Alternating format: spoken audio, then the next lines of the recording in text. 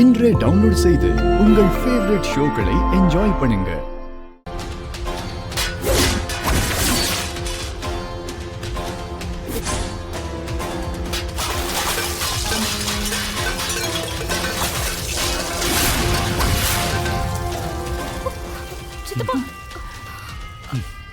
என்ன சிவா, என்ன ஆச்சு?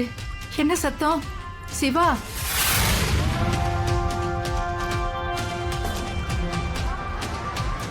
மச்சான், என்ன ஆச்சு உங்களுக்கு? ஏன் இப்படியெல்லாம் நடந்துக்கிறீங்க? பின்ன என்ன மாமா? அண்ணனும் சீனும் ஜெயில இருக்காங்கன்னு மாயாவில இருந்து தனாவில இருந்து அண்ணில இருந்து யாருமே சாப்பிடாம இருக்கோம். ஆனா கவலைங்கிறது கொஞ்சம் கூட ஒரு துளி கூட இல்லாம எவ்வளவு தெனாவட்டா உட்காந்து தின்னுட்டு இருக்கா பாருங்க. அப்ப பாக்குறவனுக்கு கோவம் வருமா வராதா மாமா? டேய், சாப்பிடுறது ஒரு குத்தமாடா? அம்மா, சாப்பிடுறது குத்தம்னு நான் சொல்லவே இல்லம்மா. ஆனா வீட்டுல இவ்வளவு பெரிய கஷ்டம் போயிட்டு இருக்கும் போது எல்லாரும் இப்படி உட்காந்துட்டு இருக்கும் போது இவன் மட்டும் இப்படி தனியா உட்காந்து தின்னுட்டு இருக்காளே, அது சரியாமா?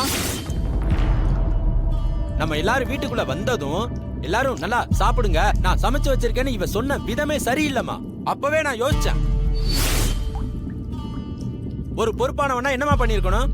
முதல்ல எல்லாரையும் சாப்பிட வச்சுட்டு அப்புறம் அவ உட்காந்து சாப்பிட்டு இருக்கணுமா? ஆனா இவ இப்படி பண்ணிட்டு இருந்தா கோவம் வருமா வராதாமா?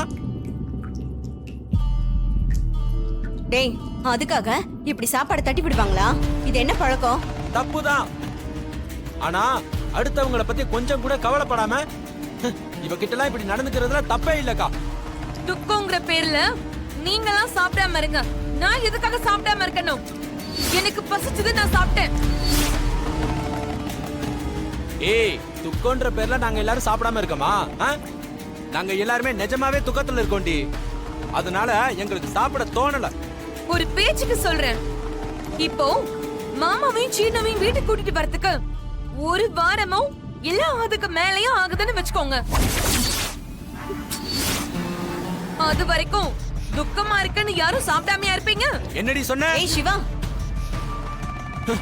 என்ன பழக்கம் இது? பொண்டாட்டினா சாப்பாடு தட்டி விடுறதும் அடிக்க கையோங்கிறதும், அண்ணனையும் என் புள்ளையும் லாக்கப்ல அடிச்சு வச்சிருக்கிறது நினைச்சா எனக்கு துக்கமா தான் இருக்கு. அத நினைச்சு அலறதாலயோ பட்னி கிடக்கிறதாலயோ என்ன ஆக போகுது? அதோட நீ துக்கமா இருக்கிறதுனால உன் பொண்டாட்டியும் அப்படி இருக்கணும்னு அவசியம் இல்லடா.